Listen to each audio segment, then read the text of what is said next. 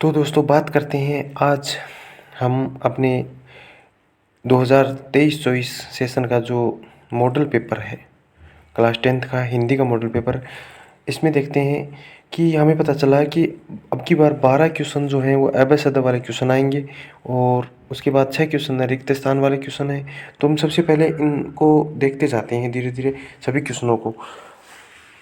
पहला प्रश्न है अपना प्रत्यय उपसर्ग से संबंधित। प्रत्यय है, पंडिताइन शब्द दिया है और इसमें प्रत्यय पूछा है। तो पंडिताइन शब्द में पंडित प्लस आइन, मतलब जो शब्द किसी शब्द के बाद में लगकर उसके अर्थ में परिवर्तन कर देता है। तो इसमें बाद में शब्द कौन सा आया? आइन शब्द आया और आइन प्रत्यय है। ठीक है, तो इसमें आइन प्रत्यय हो जाएगा। दूसरा है स्वच्छ शब्द का सही संधि विच्छेद। स्वच्छ शब्द का सही संधि विच्छेद बात करते हैं। स्वच्छ शब्द में सु प्लस अच। ठीक है, सु प्लस अच में देखते हैं कि सबसे पहले संधि विच्छेद सु प्लस अच हो जाएगा। ठीक है, भ्रमर गीत की भाषा, मतलब जो पहला सबसे पहला पाठ है अपना गोपियों का श्री कृष्ण के प्रति जो प्रेम उनका व्यक्त करती हैं उस पाठ में, उसमें क्या होगा? भ्रमर गीत और उससे संबंधित भाषा पूछिए। ये कुछ वो जो मतलब ये पद्य है वो किस भाषा में लिखा हुआ है? तो आपको पता है संस्कृत और उर्दू में है नहीं, अवधी भाषा में तुलसीदास जी के द्वारा लिखा हुआ कौन सा है? राम लक्ष्मण परशुराम संवाद। इसलिए कौन सा रहा? बाकी ब्रज भाषा में लिखा हुआ है। चौथा है अट नहीं रही कविता में किसकी आभा का वर्णन है? अट नहीं रही, इसमें फाल्गुन महीने का जिक्र हुआ है। फिर है जयशंकर प्रसाद का जन्म कहाँ हुआ था? सबको पता है वाराणसी में हुआ था। शिव धनुष तोड़ने वाले को परशुराम ने किसके समान अपना शत्रु बताया है? सहस्त्रबाहु के समान बताया है। फिर छठा है शहर के मुख्य बाजार के मुख्य चौराहे पर किसकी प्रतिमा लगी थी? सुभाष चंद्र बोस की लगी हुई थी। यही सच है कहानी के लेखक, यहाँ पर लेखक लिखा है जबकि है कौन? लेखिका है मन्नू भंडारी। तो इसमें ऐसे आपको कंफ्यूज नहीं होना है, आपको जो पढ़ा हुआ है वो ध्यान में रखना है। आगे क्वेश्चन है लखनवी अंदाज के लेखक के नहीं सॉरी लखनवी अंदाज लेख के माध्यम से कवि ने किस पर व्यंग्य किया? लखनवी अंदाज मतलब रईसों नवाबों के ऊपर व्यंग्य किया गया है। तो इसमें सही हो जाएगा ऑप्शन। मानव संस्कृति क्या है? विभाज्य है, विभाजित कर सकते हैं। अविभाज्य मतलब अविभाजित, उसको विभाजित नहीं कर सकते। विनाशकारी या प्रलयंकारी, इसमें बे ऑप्शन हो जाएगा अविभाज्य। मेहनत कश बादशाहों का शहर कहा गया है? किसको कहा गया है? गंतोक को बताया था ना सबसे पहले, मतलब चैप्टर शुरू होता है वहाँ लिखा हुआ है। 12वां है लास्ट। पिताजी तारकेश्वर को प्यार से क्या कहकर बुलाते थे? भोलानाथ, बे हो जाएगा। अब देखो इसी प्रकार इसमें रिक्त स्थान है। जिस क्रिया में दो कर्म प्रयुक्त होते हैं उस क्रिया को क्या कहते हैं? द्विकर्मक। अविकारी शब्द को ही क्या कहते हैं? अव्यय शब्द भी कहते हैं। किस समास के दोनों पद समान रूप से प्रदान होते हैं? द्वंद्व समास की। संज्ञा सर्वनाम क्रिया या अव्यय शब्दों के साथ किसे जोड़ने से विशेषण बनाए जाते हैं? जैसे संज्ञा शब्द है मनुष्य, अब इसमें ता जोड़ देते हैं, मनुष्यता, क्या हो गया? विशेषण हो गया। तो उसमें जैसे अच्छा शब्द है भाववाचक संज्ञा का है और ई प्रत्यय जुड़ गया, अच्छाई मतलब विशेषता हो गई उसकी, तो उसमें प्रत्यय जोड़कर विशेषण बनाए जा सकते हैं। 5वां जो रिक्त स्थान है, संज्ञा के स्थान पर प्रयुक्त होने वाले शब्द क्या कहलाते हैं? सर्वनाम कहलाते हैं। ठीक है, उपसर्ग वे शब्दांश जो शब्द में जुड़कर, शब्द में कहाँ जुड़ते हैं? उपसर्ग प्रत्यय शब्द के अंत में जुड़ते हैं, तो उपसर्ग कहाँ जुड़ते हैं? शब्द के आरंभ में जुड़कर शब्द के अर्थ को बदल देते हैं। अब देखिए अपठित गद्यांश आएंगे आपको। अपठित गद्यांश को देख करके 6 क्वेश्चन पूछे जाएंगे और उन क्वेश्चनों का उत्तर देना है आपको। इन गद्यांश को सबसे पहले क्या करना होगा? अच्छी तरह से 2 या 3 बार पढ़ना होगा, फिर इनके प्रश्नों को देखा जाएगा और प्रश्नों के उत्तर लिखने, एकदम सही सही लिखने उत्तर। अपठित पद्यांश आएगा, इसको भी आपको मतलब इसका भावार्थ समझना होगा और भावार्थ समझ करके इन 6 प्रश्नों के उत्तर देने होंगे। इसके बाद है अपना प्रश्न ब, खंड ब। खंड ब में क्या आएंगे? क्वेश्चंस आएंगे और वो क्वेश्चंस आएंगे लघुतरात्मक क्वेश्चंस। अति लघुतरात्मक मतलब जैसे काशी संस्कृत की पाठशाला है, नौबत खाने में इबादत पाठ के आधार पर लिखिए। तो काशी के बारे में लिखना है, काशी की विशेषता, काशी को क्यों पाठशाला बताया गया है संस्कृति की, वो लिखना है। संस्कृति असंस्कृति में कब बदल जाती है? जब संस्कृति मानव के लिए अकल्याणकारी बन जाती है, मतलब मानव के लिए कुछ विनाशकारी, कुछ उसके नुकसानदायी बन जाती है, तब वो असंस्कृति में बदल जाती है। संगतकार कविता का मूल भाव मतलब उसका संदेश लिखना, उसके माध्यम से कवि हमें क्या समझाना चाहता है। आत्मकथा कविता जो जयशंकर प्रसाद की है, कवि ने किन किन बिंबों का प्रयोग किया गया है, मतलब किन किन उदाहरणों के माध्यम से कवि अपनी आत्मकथा लिखने को मना कर रहा है। लेखक को हिरोशिमा के विस्फोट को प्रत्यक्ष देख कर कैसा अनुभव हुआ, प्रत्यक्ष रूप में देखने पर उसको कैसा लगा। वो जैसे पत्थर पर छाया देखी थी उन्होंने मनुष्य की, तो उस हिसाब से उन्होंने अपने मन के अंदर अपनी भावनाओं को उजागर किया था, समझा था, और उसको समझते हुए उन्होंने प्रत्यक्ष देखकर अनुभव किया था कुछ, वो दिखना है। पत्थर तोड़ती पहाड़ियों को देखकर लेखिका को कैसी अनुभूति हुई, लेखिका जहाँ घूमने गई थी, अपना यात्रा वृत्तांत में उन्होंने अनेक अनेक चीज़ें देखी थी, लेकिन वहाँ पर एक पत्थर तोड़ती महिलाओं को भी कुछ वो देखा था।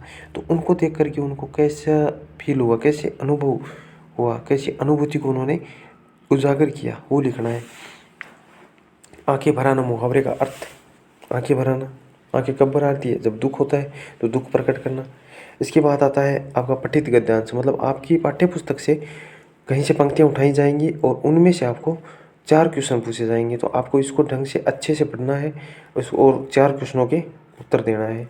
इसके बाद आएगा आपका ये जो पठित गद्यांश है वो अथवा में आएगा, तो जो आपको सही सही आता हो वो कर दे। फिर आएगा पठित पद्यांश, तो अपनी किताब की जो कविताएं हैं उनमें से दिया जाएगा, इनके भी 4 क्वेश्चन पूछे जाएंगे और ये भी अथवा में आएंगी, तो जो आपको सही लगे अच्छी लगे वो करना है। इसके बाद आएंगे आपको लघुतरात्मक क्वेश्चन, जैसे दीर्घोत्तरात्मक क्वेश्चन है और इनके उत्तर लिखना है। जैसे बाल गोविंद भगत की किन विशेषताओं के कारण उन्हें गृहस्थ होते हुए भी भगत कहा गया है, इसके उत्तर लिखना है। इसके अथवा में आएगा लेखिका पड़ोस कल्चर विभिन्न समाज को संकुचित, असहाय एवं असुरक्षित क्यों मानती है, इसका उत्तर अगर आपको कोई सा भी आता हो अथवा में उसका एक का उत्तर लिखना है। आत्मकथा कविता में जयशंकर प्रसाद ने जीवन के यथार्थ एवं अभाव पक्ष की जो मार्मिक अभिव्यक्ति की है उसी शब्दों में लिखी। आत्मकथा कविता के आधार पर जयशंकर प्रसाद ने यथार्थ और अभाव मतलब जो कमी, किस प्रकार की कमी लोगों में है या समाज में है, उनको किस प्रकार उजागर किया है उन्होंने, वो लिखना है।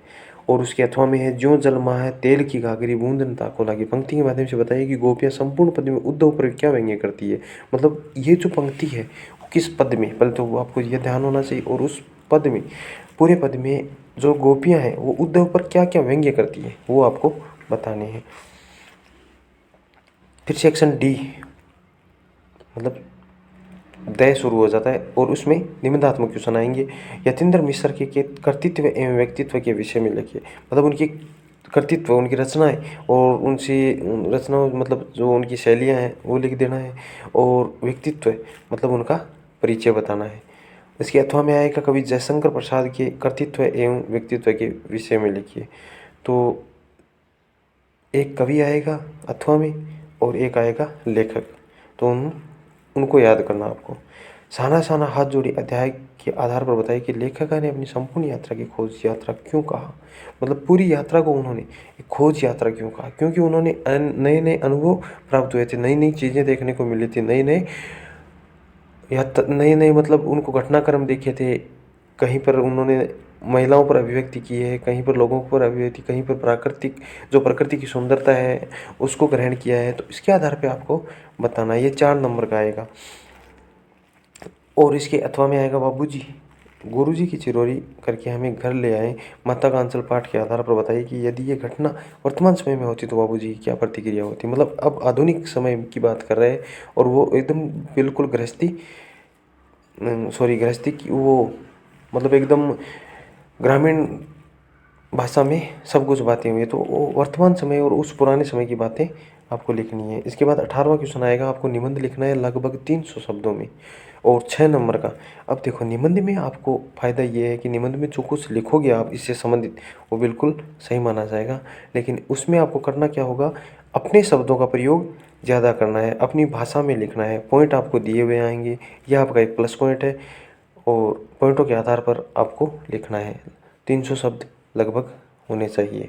दूसरा ये आपको 3 या 4 मिलेंगे, पर्यावरण प्रदूषण आ गया, तीसरा अनुशासन का महत्व आ गया, और एक मेरी अविस्मरणीय यात्रा, मतलब ऐसी यात्रा जो कभी भुलाया नहीं जा सकता। इसके बाद 19वां क्वेश्चन आएगा, स्वयं को राजकीय उच्च माध्यमिक विद्यालय गोपालपुरा का महेश मानकर प्रधानाचार्य से विद्यालय में खेल सप्ताह मनाए जाने हेतु एक प्रार्थना पत्र, मतलब एक तो औपचारिक पत्र आएगा और एक अनौपचारिक पत्र आएगा, तो उनमें से जो आपको सही से आता हो वो करना है। इसके बाद 20वां क्वेश्चन आएगा आपको विज्ञापन का, निर्धन महिलाओं द्वारा बनाई गई दरियों की बिक्री हेतु विज्ञापन लिखिए। तो इसका विज्ञापन संबंधित एक क्वेश्चन आएगा, और विज्ञापन में आपको क्या करना है, जितने शब्द कम है, सुंदरता अधिक देनी है, और बॉक्स बना करके एकदम सुंदर आपको ये बनाना है। तो आपका पेपर जो है, मतलब थोड़ी सी पढ़ाई पर ही आपको नंबर दे सकता है, अगर आप सुंदरता से सही से सब कुछ काम करोगे।